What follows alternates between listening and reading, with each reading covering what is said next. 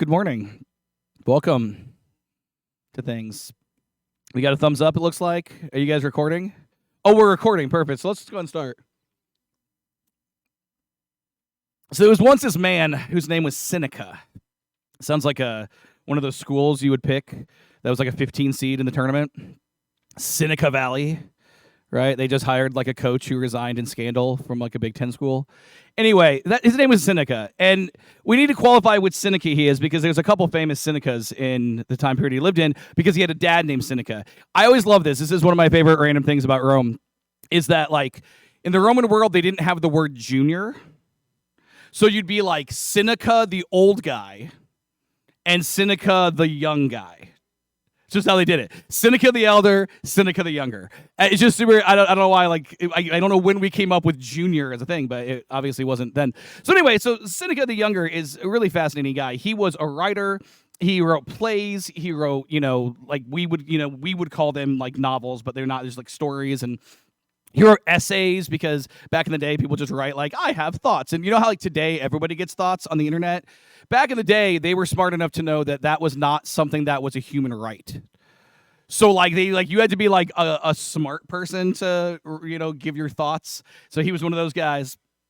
Anyway, but he's maybe most famous for coming up with like these quotes. Like he's endlessly quotable. You'll recognize like these quotes, like some of the stuff he gives, you recognize them because you've seen them on Pinterest. Or you've seen a version of them on like Instagram or whatever. So like here's one. He says, "We suffer more in imagination than reality." That's one of his quotes. That's, that you can just imagine like a big burly dude being like, just 3 more reps. Just eat the fish skin and only fish skin. It's the fish skin diet.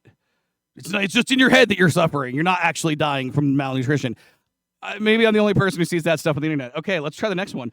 Then this one's good. He came up with the idea where wherever there is a human being, there is an opportunity for kindness. So he taught kindergarten. Like that's good. You can just see that. That's a Pinterest one. Like it'll be in the woods for some reason. Like there's always like a backdrop of the woods in that quote. Anybody? Okay. Well, okay, so there's another one. Okay, this is, you'll like this one. The whole future lies in uncertainty. Live immediately. That's just like carpe diem, right? Or YOLO. That's all that one is. Like, so he comes up with all his quotes. Like he's this awesome writer. He's this good dude. Everybody likes him. Everybody likes Seneca. But Seneca ends up in 55 AD. He comes up with a phrase. He's the kind of guy, he comes up with phrases. He comes up with words. That's his like superpower. That's a spiritual gift. He comes up with phrases. And he came up with a phrase that is very familiar to us today and has sort of shifted and evolved in its meaning over the years. But he comes up with a phrase to describe both a time period and a disposition. And that phrase was Pax Romana, or the peace of Rome. He comes up with this idea in like 55 AD, and what we've done with that phrase, the Pax Romana, is we've used it to like describe a period of time that's about 200 years, right? Because before the Pax Romana, Rome was not at Pax. That just means peace. They were not at peace. They had all sorts of civil wars and all sorts of fighting, and like Julius Caesar gets stabbed or whatever it was. I don't know. I didn't pay that much attention to that movie, but whatever happened. Before that, it's all sorts of a mess, and then after that, Rome is at peace, and it's the Pax Romana. So as like people that are historians, they designate a time period, and that's what the Pax Romana is. But the way that Seneca the younger was using the phrase was sort of like propaganda. The phrase was meant to describe a situation with Rome, and it was a type of thing that they could share with like basically anybody that they conquered. The idea was this: wherever Rome goes, so too goes the Pax Romana. Wherever Rome goes, there is also peace and prosperity and happiness. This is an important phrase because one of the things that Rome did as they conquered the world was they didn't want to fight everybody. It's not what they wanted. They would rather you just lay down your arms and not fight at all. They would rather you just say, look, I'll be a good soldier for the Roman army the next time. I'll be a good citizen of Rome. I'll just join you. They realize that like it's way better to win battles without losing soldiers. And so they came up with this phrase, Seneca the Younger. He comes up with it in one of his writings, and it kind of takes off, and it becomes this very propaganda idea for Rome that they would tell people, like they would invade a city or a country or a region or whatever, and they would say, "We bring peace," with a giant army behind us. "We bring you prosperity as we tax you. We bring you happiness as we enslave half of you."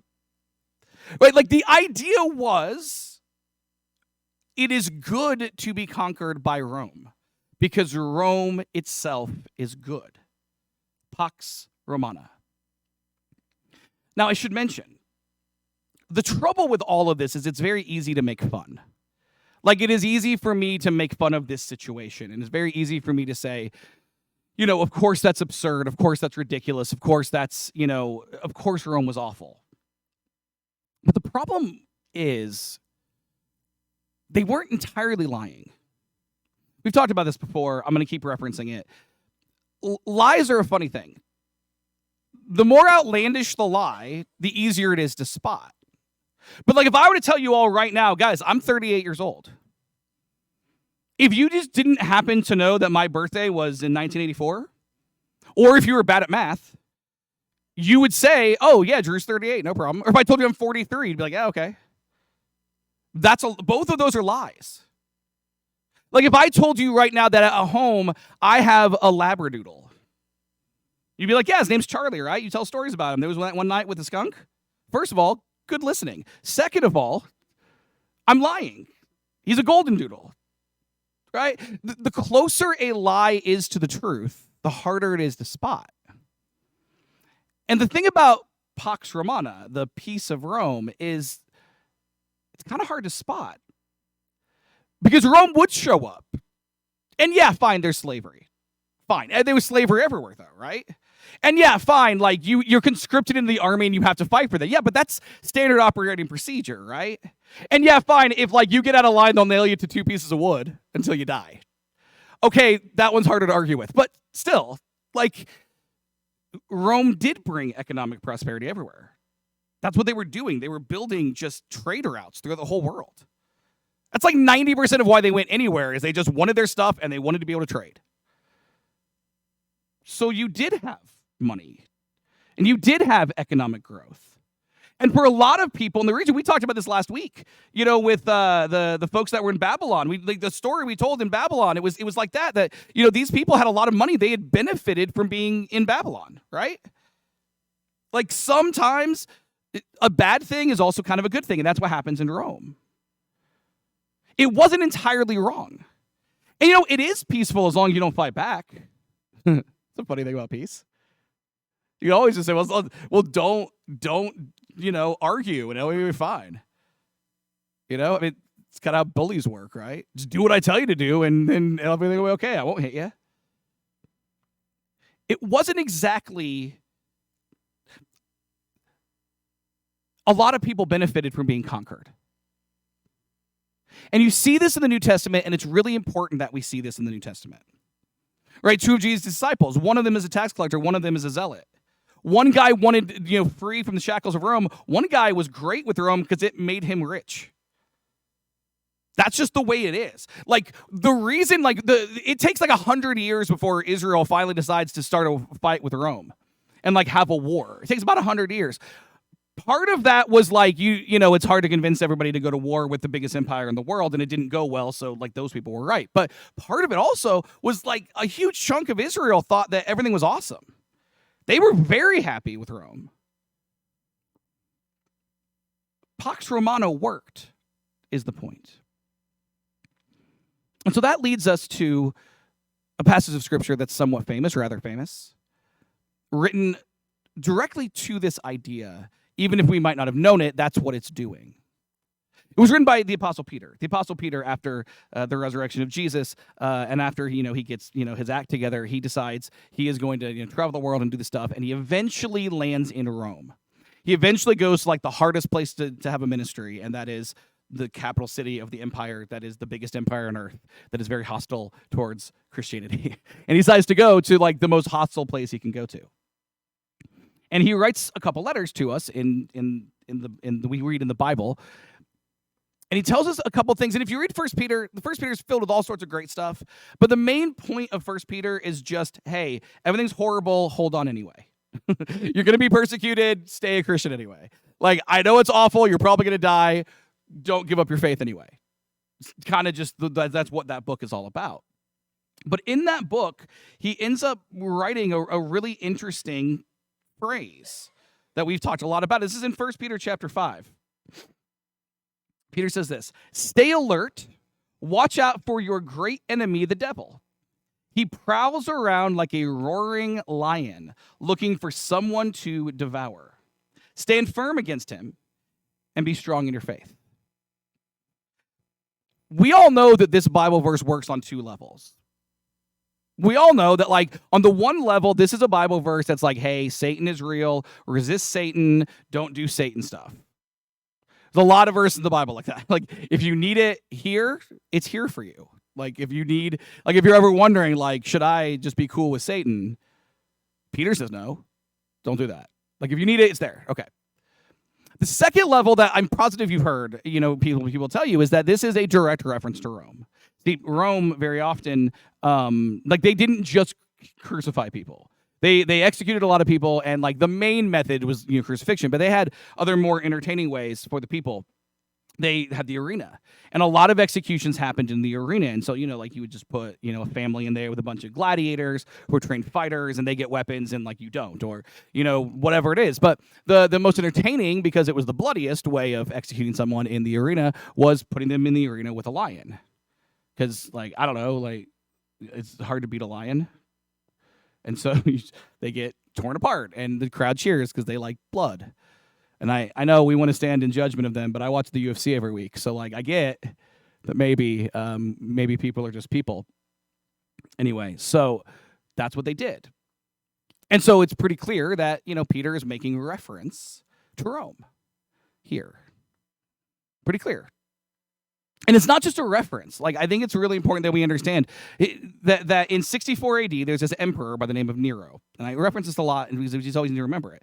Nero is he is the Caesar. And the problem is, like, he may have said that he was divine, and they did, but the people could still kill you because they weren't really divine. And so he realized that, like, there was this incident where there was this fire that wiped out like a third of Rome, and he realized that everybody was blaming him. And so, he's like, well, I should blame somebody else. And there are these Christians who are kind of weird because they have these weird practices, like, communion kind of sounds like cannibalism, and they all like call each other family, and that's kind of incest. And so it's the whole thing, right? Like, it's easy to pick on them. And so he decides to go after the church. He goes after Christians, and they kill them just by like the thousands, like droves, hundreds. We don't know exactly how many, just so many. The church barely survives in Rome because of it. And a lot of them were thrown to lions. And so this seems like it's not just a reference, but it seems like, or like it's not a reference to a hypothetical. It's a reference that, like, hey, what he's saying is like, hey, when you're getting, mauled by lions, that, that's Satan. It's not people, it's spiritual forces also. We've heard all that.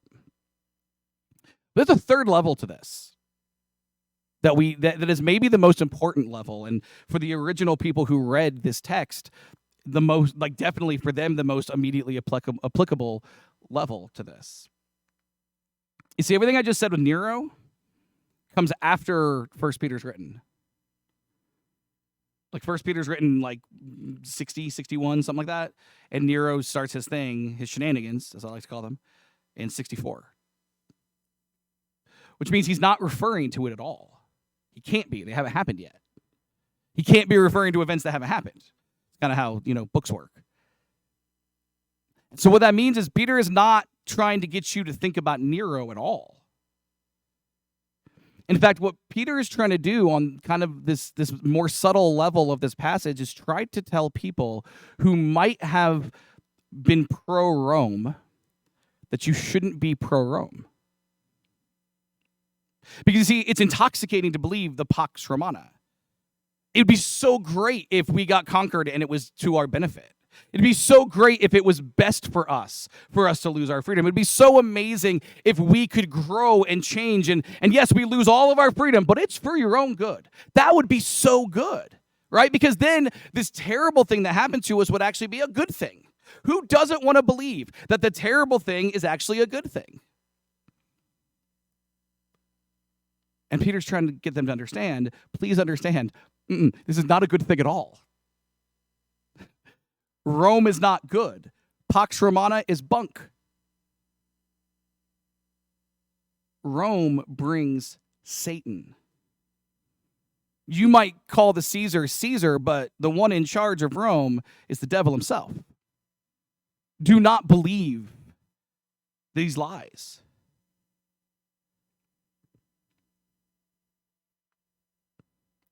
And you think, okay, well, maybe that's hypothetical, but let me tell you, it's not hypothetical, because I already introduced you to a good friend of mine by the name of Seneca the Younger.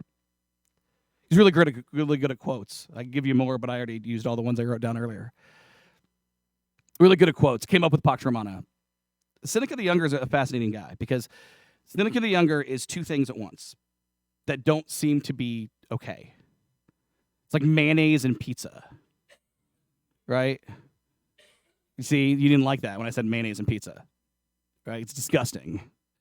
Like, you might like mayonnaise and you might like pizza, but don't mix those things. Weirdo.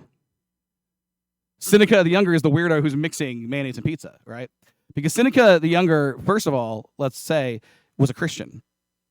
Devout Christian. The next 600 years of the church is just church father after church father after church father after church father swearing up and down Seneca the Younger was one of us. He was a brother in Christ. His writings are Christian writings, right? Like, this is one of our guys. He is a Christian, and he has Christian writings. Beautiful. Great. Seneca the Younger, he's a Christian. Fantastic. Also, Seneca the Younger was an advisor to Emperor Nero. It started when he was a little boy. He helped tutor him. He taught him, whatever Roman children learned about the world. He taught him that.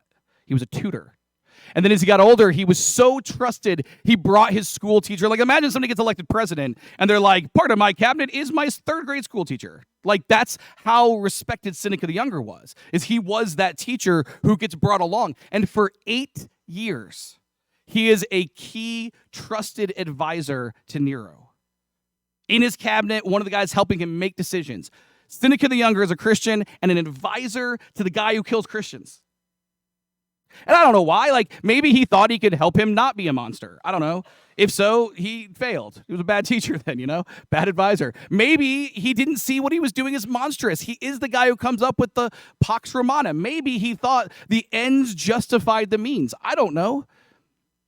But what I do know is in 62 AD, he's executed by Nero, because he's Nero.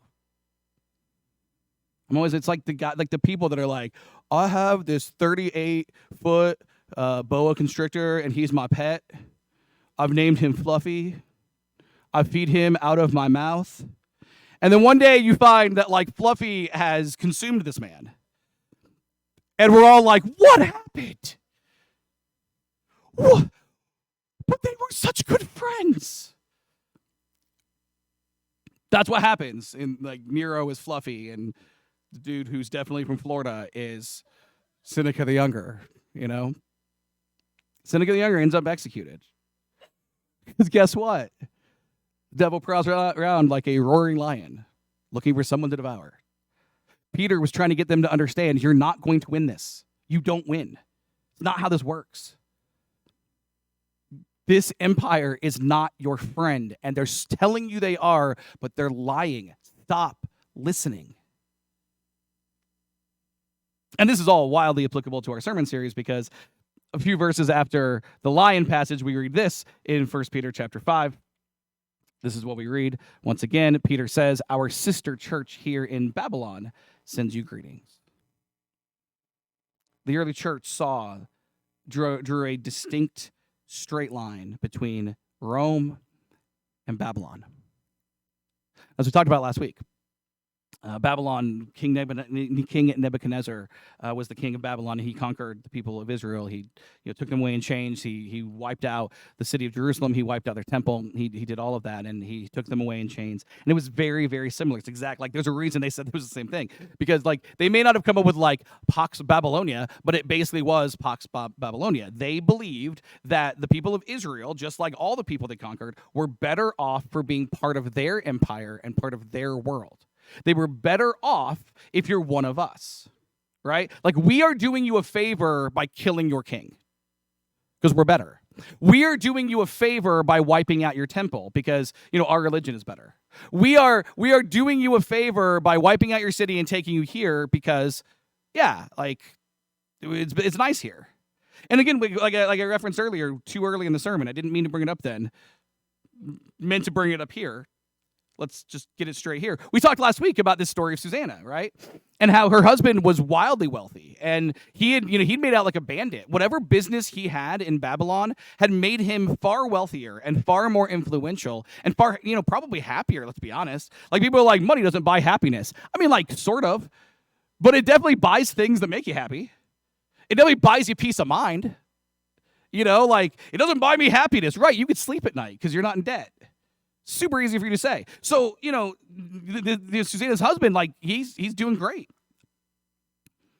Babylon did that. And as we talked about, they started really young. They brought children in from all over the world. Everywhere that they had conquered, they brought these children in and they taught them how to be a Babylonian. How do you, all of our education, all of our belief system, everything else, and they treated them so well. The story we talked about last week with Daniel was an example of that, right? Like, they were feeding him the same food that the king eats. And Daniel's like, I don't want that. I want to eat kosher. And the only way I can make sure they eat kosher is just to eat vegetables. And so it was this whole thing we talked about last week. The idea is this. Babylon conquered you and then expected you to say thank you for the favor. And again, just like Rome, they weren't entirely wrong. It wasn't just Daniel with the vegetable thing. We kind of focused on him, as the main character and everything, because stories are easy to tell with like a main character. But there were at least three others, and their names were Shadrach, Meshach, and Abednego. Right? Those are their Babylonian names, and I'm going to use them because, well, it's the ones I can remember, and also, philosophically speaking, that's who they are now. Right? They changed their names. You're no longer Jewish. You're now Babylonian. You are Shadrach, Meshach, and Abednego. That is who you are. And in return for getting that, they were given wealth, power, and influence. That's the holy trinity of temptation, right? I need you to compromise your ethics and values, but I will give you this. There have been very few men or women alive throughout human history who have not taken that deal. You give up your principles so long as you do what we say, and I will give you this. And Shadrach, Meshach, and Abednego got the power. They became the rulers of an entire region in Babylon. Like, they were the top people. And again, we should remember, like, it wasn't just the Jews they did this to. They did this to, like, everybody. They brought people from all over the place. And so what that means is that Shadrach, Meshach, and Abednego, they were the best of the best of the best. They were already in that group of, like, the best and brightest, the people that, were trained. And then they were the best ones out of the people who were trained. And you know how this works, right? Once you get to the top, there's always a target. So what happened was this. One day, King Nebuchadnezzar comes up with, like, a loyalty test. And the loyalty test is really important to this plan because it doesn't, like, the plans of Babylon don't really work unless people buy in. The whole principle behind, let me convert you to my way of thinking, and you are no longer Jewish, now you are Babylonian, that only works if you actually have buy-in from everybody. And so King Nebuchadnezzar is like, look, I need to make sure we got buy-in from everybody. And so he builds this statue. We're not sure what the statue was. The statue is really not super important. We can guess what it was, but, like, I'm not totally sure. It's a 90-foot gold statue. It was sort of mind-boggling, like, how wealthy this nation was. This is crazy amount. Like, that was just like is like what he found on the couch too. Like, this isn't any official position. This is the king like doing stuff. Like, give me 90 feet high worth of gold for a statue. That's so much gold. So he builds this whole thing, and he gathers everybody together, and he says, here's what we're going to do. There's this song. I really like this song. Whenever you hear this song, I need you guys, wherever you are, when you hear the song, to get on your knees and worship this statue. If you're not here, I need you to worship in the direction of the statue. If you're far away, I need you to do your best, right? When you hear the song, if somebody comes along and they're playing the song and you hear the song, I need you to get on your knees and worship the statue. And that way, I know that you have fully bought in as a Babylonian. You worship our gods, you follow its king, and here we are.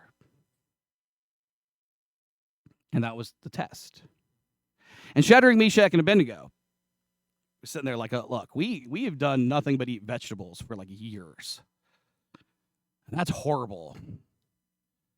Like, look, I know you could put cheese on broccoli and it makes it a little better, but they didn't have cheese to put on the they're just eating the broccoli. Just like I don't even know what seasonings they have. They're just eating it.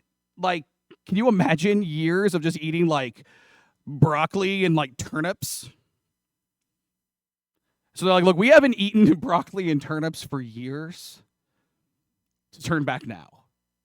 If we were going to give up on our faith, we'd have eaten a cheeseburger this whole time.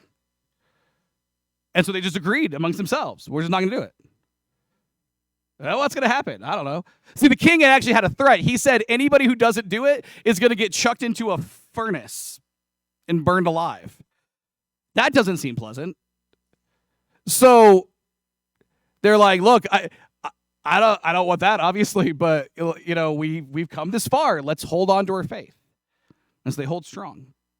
And so for a while, that's just what happens. You know, the music plays, everybody bows, and Shadrach, Meshach, and Abednego are like, I gotta go to the bathroom, and they just leave.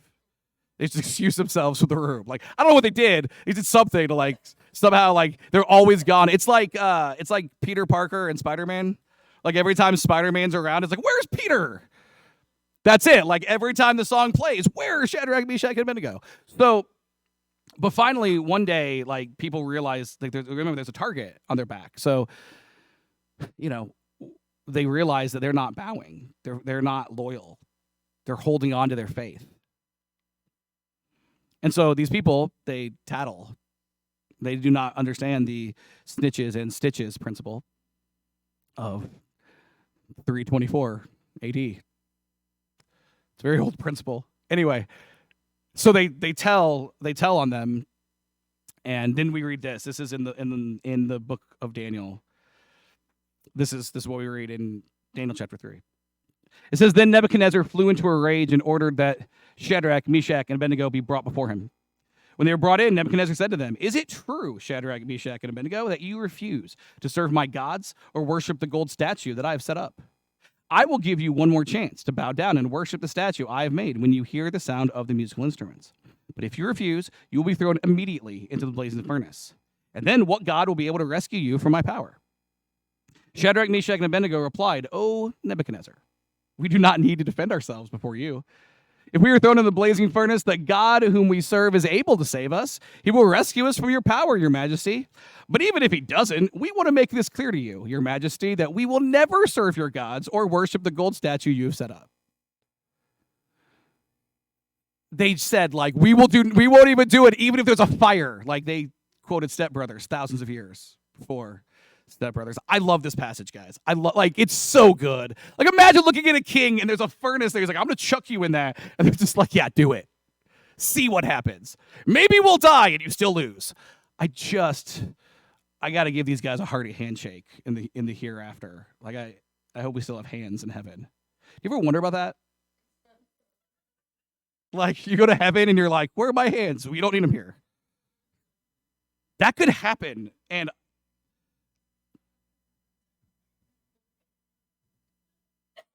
I'll have to find something else then. Fist bump? That could work. Anyway, so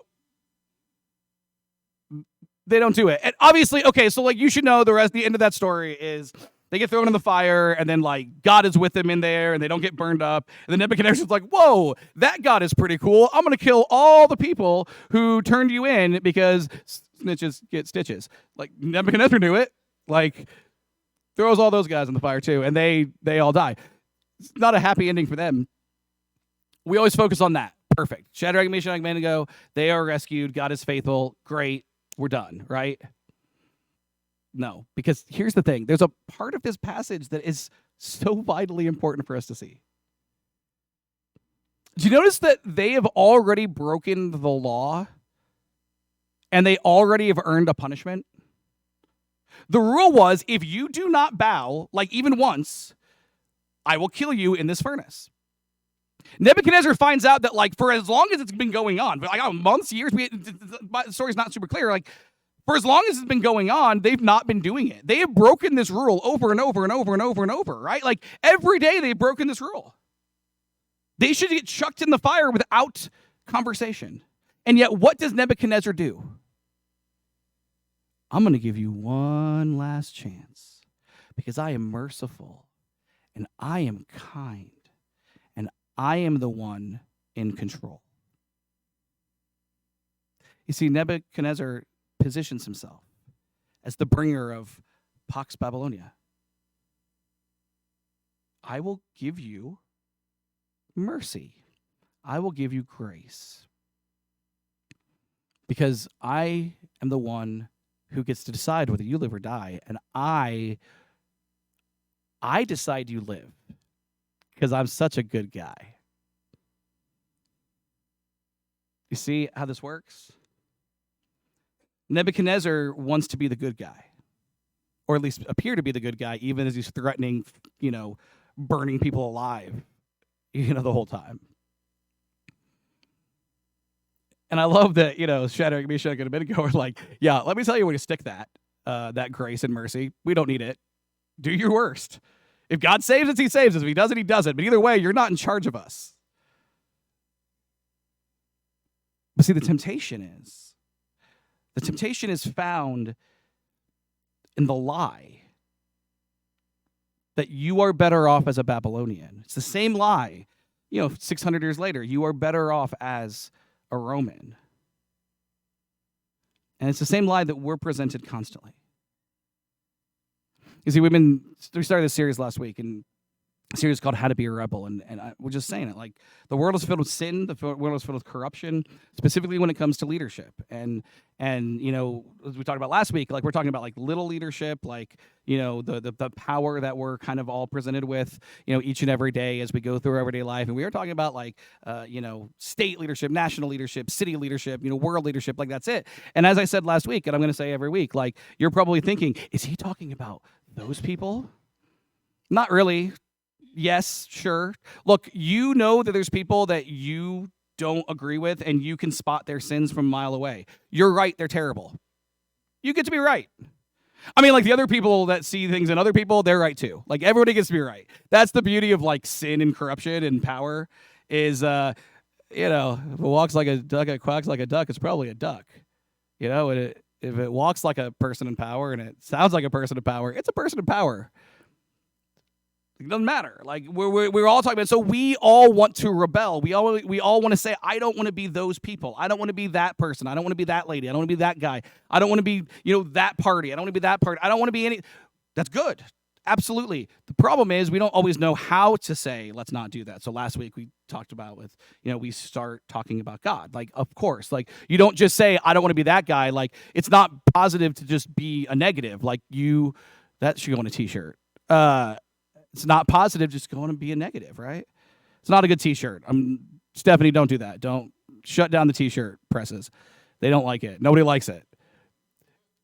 It does us no good just to, like, yell that person's wrong, right? Like, it doesn't do anybody any good to do that. That's a giant waste of everybody's time, and just nobody's going to like you. What we should be doing instead is saying, I'm going to stand on what God has said. That was last week. And this week, we need to see that part of that is this problem. You see, Jesus taught us to watch out for wolves wearing the clothes of sheep. Wolves dressed as sheep. a wolf in sheep's clothing. Jesus said that. What Jesus never said is, watch out for wolves who are dressed like wolves. Jesus assumes you're smart enough to pick out danger that's obvious. What Jesus wanted us to see is that there's danger that's not so obvious. There are people who say, I'm on your side, and they're not. There's people that say, get with me and I'll make you prosper, and they won't. We have to understand that the world that we live in is filled with Babylon and Rome. King Nebuchadnezzar swore up and down, if you just get in line with me, it will be better for you. I'm the good guy. Even as I'm literally holding you above the fire, I'm still the good guy. Listen to me. We've got to be able to see through that. In Rome, Seneca the Younger was a brilliant man. I mean, this man, the writing, he's an incredibly just brilliant person. But he found out the hard way what happens when you cast your lot with a monster of an emperor. He found out the hard way that, he'd known the guy since he was a child. He had advised him for almost a decade of being an emperor. When push comes to shove, Nero didn't care about him even a little bit. We have to see through it. And the only way that we can see through it is if we are people who are constantly focused on Christ. Because we can spend our lives arguing with each other about who is more wrong and what ideology we believe that is correct over somebody else. And maybe we'll win the argument and maybe we won't, but we are wasting our time because the world that we live in is filled with sin and corruption, and we are people with our eyes fixed on Christ who follow him as citizens of a kingdom not of this world. We are strangers here, says the New Testament all over the place. And so we fix our eyes on Christ. And when somebody comes and tries to sell us a bill of goods with, well, if you just compromise, we'll give you what you want. Please understand. Nebuchadnezzar was wrong. Nero was wrong. These are the bad guys of history I'm discussing with you. Nobody's like, you know what we should be like? That Nero guy. Man, he killed all those people unjustly. That's what we should do. And if somebody does do that, they're also a bad guy. For you and I, our job is to recognize who we are and who we aren't. Who we are not are people who need to compromise because the world has something to offer us. Who we are is followers of a king who is bigger and better and beyond this world. And who has said, you are my child and you are with me and I am with you no matter what. We choose Christ, not anybody else. We're in our second week of our series called How to Be a Rebel. We're talking about Daniel. We're also casually talking about Rome. There's a lot of connections, right? Because Peter said there was a connection. There's a lot of connections. And as we talk about Seneca, as we talk about Shadrach, Meshach, and Abednego, we talk about Nebuchadnezzar, as we talk about Nero, we talk about all these people. We are presented with a truth in our world that is applicable not just to big picture stuff, but literally every single day that we live, as we are parents, as we are employees, as we're brothers and sisters, and as we are friends. We're just human people living in this world. We are called to be people who do not compromise our ethics for the gain of something in this world. And so our second lesson goes like this. The wolves we should rebel against often dress as sheep. So watch out and trust in Christ. The wolves we should rebel against often dress as sheep. So watch out and trust in Christ. We're going to sing a song. We have an invitation each and every week to take God up on his offer. The Bible teaches that when we understand who Christ is and we want to follow him, we should repent to be baptized. That sounds like two things. It's really just one. In repentance, we are saying, I want to make a change. I want to do things the way Christ wants them, not anybody else. And in baptism, it's a spiritual, physical picture of that reality. Just as Christ was dead, buried, and raised, we are dead, buried, and raised in baptism. And we are given a new life, forgiven of sin, with God at the center, God with us forever. And we are made new people. Is there anybody that says we got a nice warm baptistry this day? It actually is. Let's talk. If we're immersed in Christ, looking for a perfect home, it's not here. We do so for a perfect God. We want to connect. We want to call. We want to cultivate. We want to meet new people. We want to share the gospel. We want to grow up while we do it. And we want to be people who do not compromise who we are. Whatever's going on around us, whatever authority we encounter in our everyday lives, we are Christians, we are citizens of a kingdom not of this world, and we follow him. As we stand,